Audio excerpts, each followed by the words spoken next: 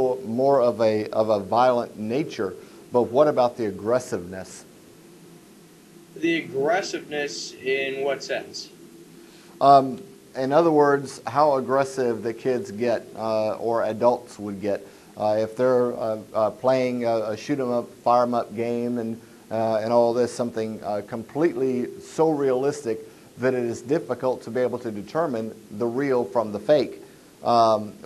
But the aggressive behaviors that are behind some of these video games. Well, the aggressiveness continues to grow and grow, and it is having an impact on kids out there. You know, teenagers especially.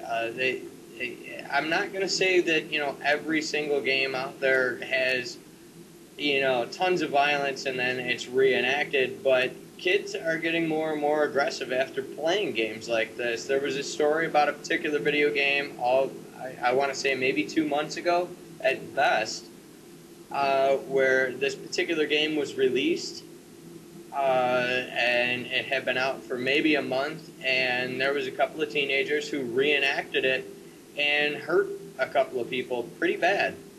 They had jumped, and I don't want to say an elderly person because I'm not quite sure of his age, but they had jumped the guy, stole his car, knocked out a couple of his teeth, then drove around in the guy's car to another location where they found a couple more teenagers, jumped them, and when the guys had said, well, why are you doing this?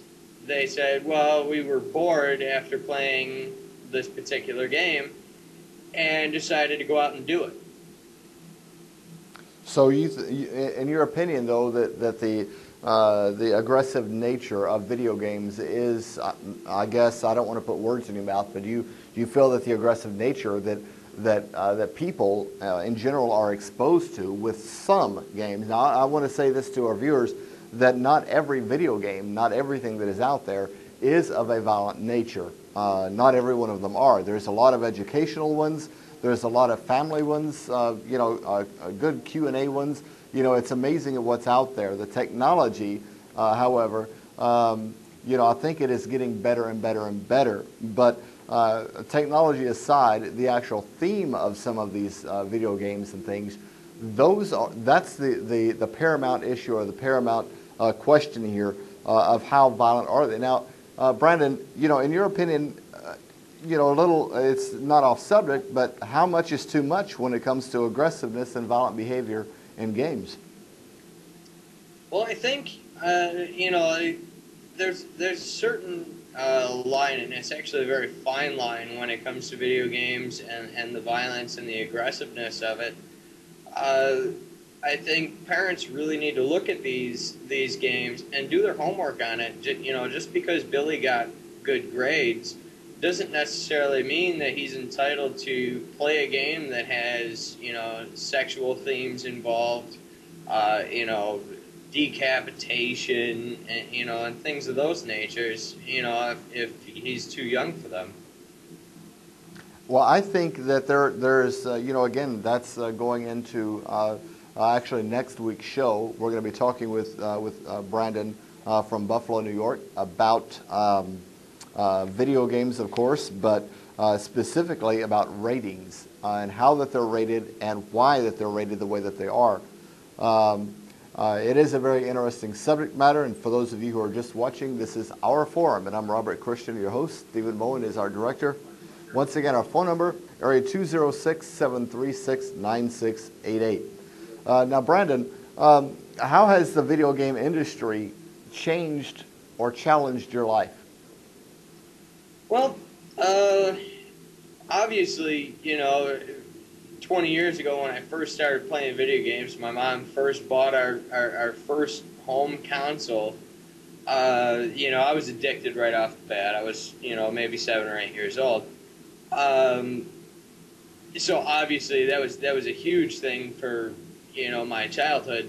But aside from that, it really sparked an interest in computers for myself. After looking at these games, seeing, certain characters jumping over certain things, I began to look at it and really scrutinize and go, how is this done? You know, and it was still relatively new technology at the time.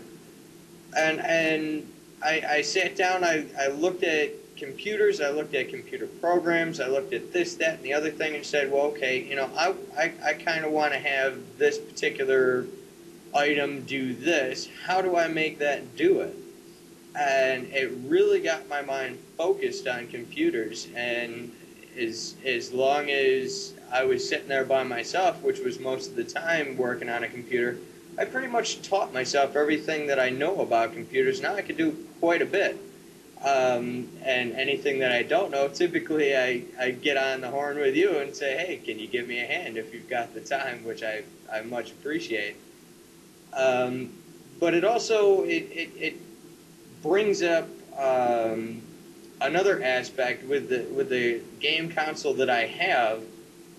It allows me to have some family time away from, you know, school work and you know, doing the laundry. I'm a stay-at-home dad, so, you know, it gives me a break from that.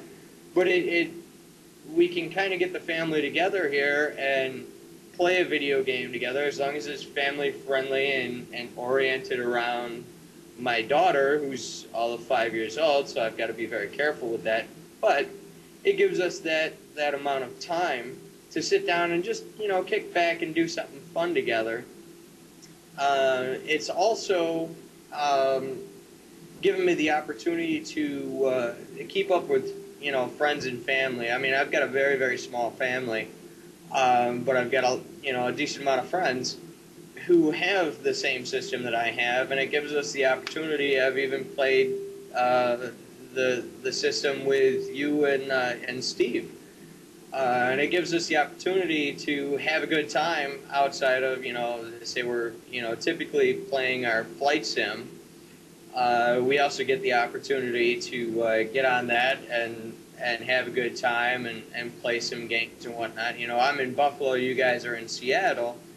I can't hop on a plane and go fly out and hang out with you guys, but it gives us the opportunity to keep in touch. Well, I think that it does, and you know, it brings another I guess equation to the question of how the industry has changed your life. I mean, early on, you know, it was nobody knew way back then what the actual internet was or the capability of the internet as we know it today. But I guess fortunately, you know, there are some who do enjoy online gaming, and of course that's how I met you, was through an online situation. And you know, so I can't say that there's just complete bad out of everything, out of every live video game that somebody would play on any console for that matter, or PC, that is 100% bad. I do think, however, it really has a lot to do with the people that you're with. You know, like on the flight sim, if you've got a bunch of folks in there that enjoy it, they enjoy each other's company, they joke around, they laugh, you know, they cut up. You know, it helps maybe, I guess, in a sense to for some to overcome shyness, and I say that because of this reason. Years and years ago, I had a horrible problem with speaking in front of people. I honestly did, and I got on the radio, the first radio station job I ever had, and you know, it was my turn to go and my show and all this stuff, and I was perfectly fine. You know, everything was perfectly great until I saw the on-air light blinking in my face, and then I just busted laughing looking at the mic. You know, but then it dawned on me, millions of people were listening to me at that moment. And seriously, they were. And now we have a television show, now being able to go around the world with the show.